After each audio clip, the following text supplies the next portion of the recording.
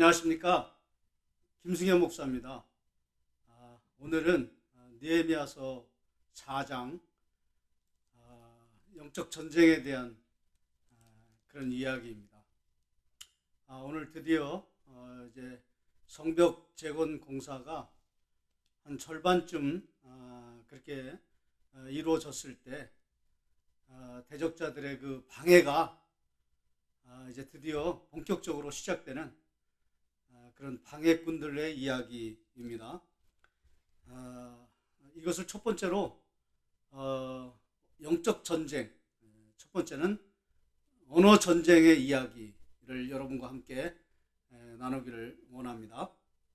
4장 1절 말씀 보시면 산발랏이 우리가 성을 건축한 다음을 듣고 크게 분노하여 유다 사람들을 비웃으며, 조롱하는 내용이 이제 2절서부터 2절에 나오고요. 2절에 보시면 산발랏이 조롱하는 이야기입니다. 자기 형제들과 사마리아 군대 앞에서, 그러니까 자기 군대들 앞에서 일러 말하되 이 미약한 유다 사람들이, 유다 난민을 가리켜서 미약하다라고 조롱하고 있고요.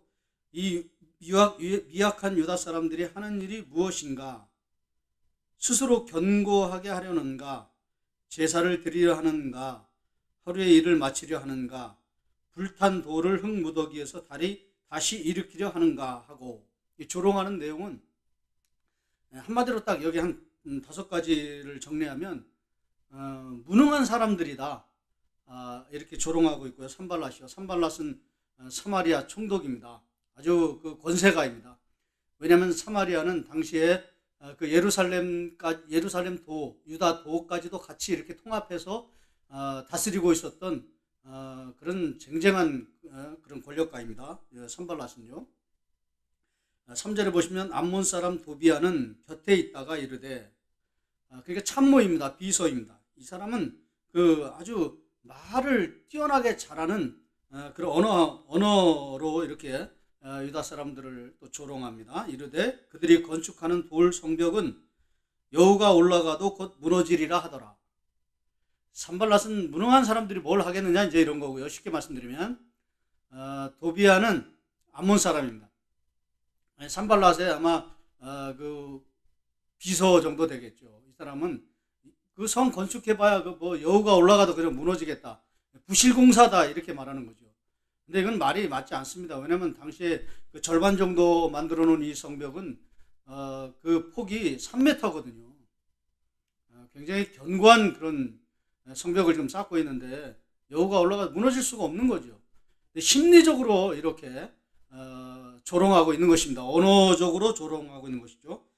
그 다음에 7절을 보시면 이게 이제 또 안 통하니까 7절에 산발랏과 도비아와 아라비아 사람들과 암몬 사람들과 아스돗 사람들이 예루살렘 성이 중수되어 그 허물어진 틈이 메꿔져 간다 함을 듣고 심히 분노하여 8절에 다 함께 꾀하기를 예루살렘으로 가서 치고 그것을 요란하게 하자 하기로, 이제 행동하자는 거죠. 이제 말로 겁주는 게 아니라 진짜 한번 우리 공격해보자.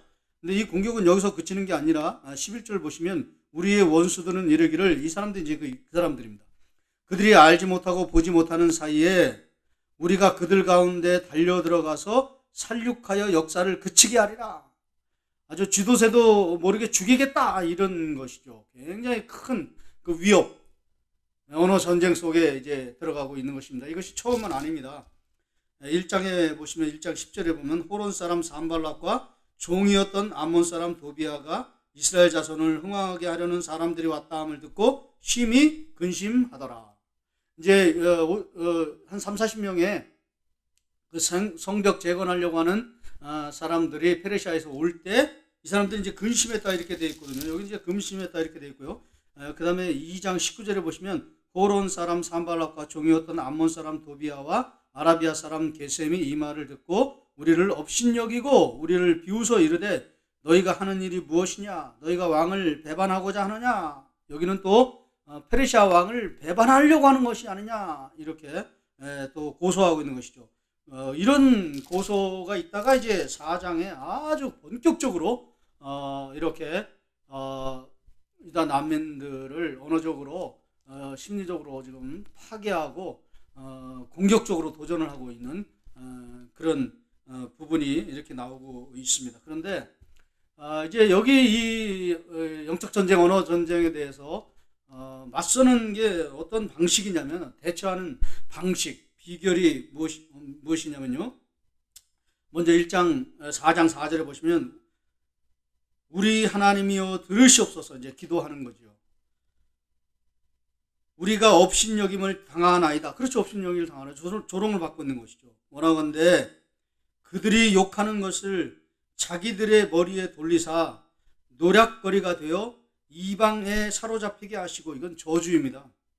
5절에 주 앞에서 그들의 악을 덮어두지 마시며, 악을 그냥 덮어두지 마십시오. 그들의 죄를 도말하지 마옵소서. 그들이 건축하는 자 앞에서 주를 노하시게 하였음이니이다. 기도하는 거죠. 이런 방해하는 그런 방해꾼들에 대해서 일단 난민들이 대처하는 방식이 느헤미야도 마찬가지고요. 기도하는 것입니다. 하나님, 저들을 그냥 두지 마시고, 이게 보복 기도거든요. 공격 기도거든요. 천국은 침노하는 자의 것이니라. 그 말은 좀 의미를 좀 쉽게 생각해서는 안 됩니다. 그 말은 사실은 그렇게 막 공격적이고 도전적이다, 그런 얘기가 아니거든요. 그것도 잘 살펴봐야 될 부분이 있지만은, 어쨌든 여기서 이 공격 기도, 보복 기도를 합니다. 근데 이런 거는요, 효과가 없어요. 능력이 나타나지 않습니다. 아무런 기도 응답이 이루어지지 않아요. 더 아주 나쁜 결과가 일어납니다. 산발랏이 나중에 그냥 더 음모를 꾸미고요. 죽이려고 아예 음모를 꾸미기도 하고요. 그 다음에 도비아는 나중에 하겠지만은 느헤미야 13장에 보시면요, 성전의 방에 그 사람 방을 마련해서 들어가서 성전을 딱하니 그냥 차지하고 있습니다. 13장 4절에 이전에 우리 하나님의 전에 방을 맡은 제사장 엘리야십이, 이 사람이 이게 타락한 거죠. 대제사장인데요. 도비아와 연락이 있었으므로, 왜냐하면 엘리야십의 손녀를 도비아 아들하고 이렇게 줬기 때문에 사위를 된 거죠. 그러니까 손녀 사위를 맞아들인 거예요. 도비아의 아들하고. 그게 이제 사돈지간을 맺은 거죠. 도비아와 연락이 있었으므로 사돈지간이 되거든요. 그 다음에 5절에 도비아를 위하여 한 큰 방을 만들었으리, 성전에 큰 방을 주었습니다. 그 방은 원래 소재물과 유황과 그릇과 또 레위 사람들과 노래하는 자들과 문지기들에게 11조로 주는 곡물과 새 포도주와 기름과 또 제사장에게 주는 거제물을 두는 곳이라. 하나님의 아름다운 성물을 두는 곳을 그냥 그걸 다 걷어내고 이 도비아에게 성전에 큰 방을 제공해주는 아주 큰 악을 행합니다.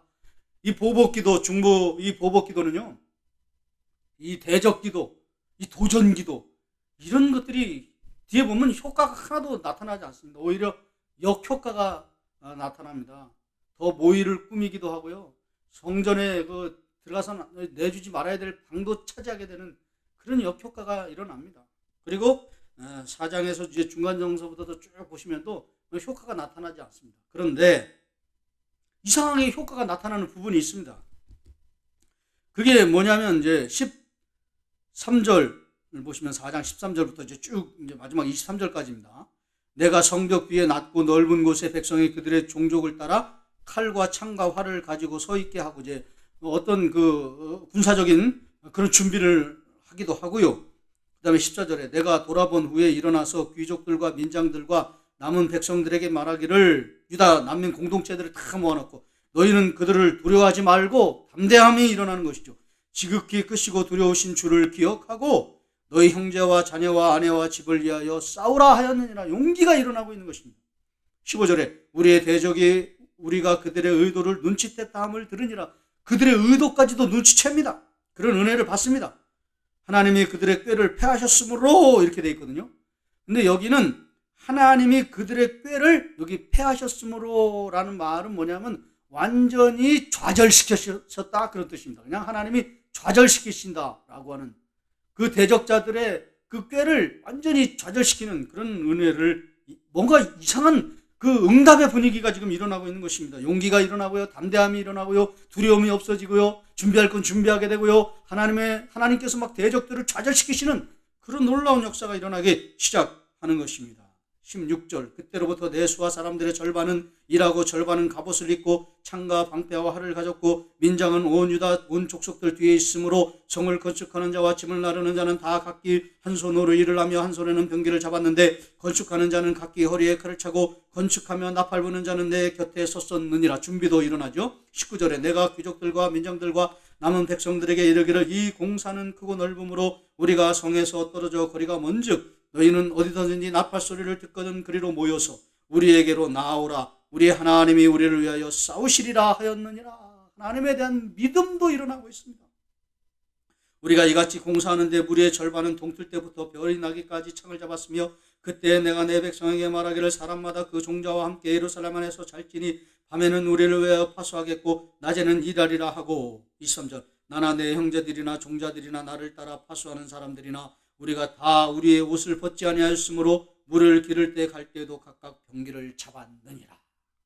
아주 놀라운 담대한 그런 역사를 이루는 마지막 준비를 하고 있는 그런 놀라운 응답의 역사가 일어나고 있는 것입니다. 이 보복기도, 대적기도, 공격기도, 저주기도 이런 거는 힘이 없지만 뭔가 힘이 나는 그런 역사가 일어나고 있는 것이죠. 이 이유는 어디에 있는가? 9절에 있습니다. 9절에 보시면 이거 굉장히 중요한 건데요. 우리가 우리 하나님께 기도하며 아까 4절에도 기도하는 내용이 있거든요. 근데 그 기도는 하고 이거는 완전히 다릅니다.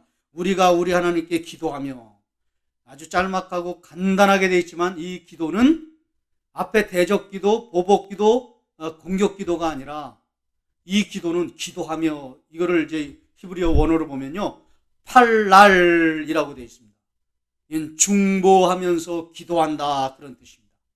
저는 중보하는 기도를 굉장히 중요하게 생각하지 않지 않습니까? 여기서도 이게 나오는 거예요. 이 중보기도 이후에 놀라운 기도 응답의 역사가 일어나는 거죠.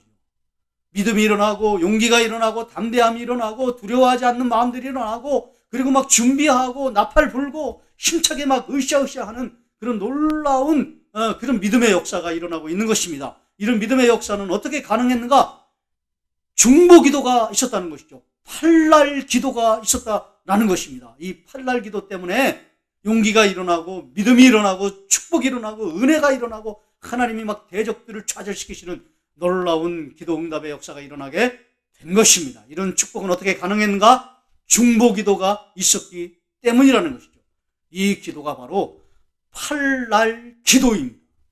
그래서 오늘 제가 이 느헤미야 4장의 그 제목을 팔날 기도라고 그렇게 정해 본 것입니다.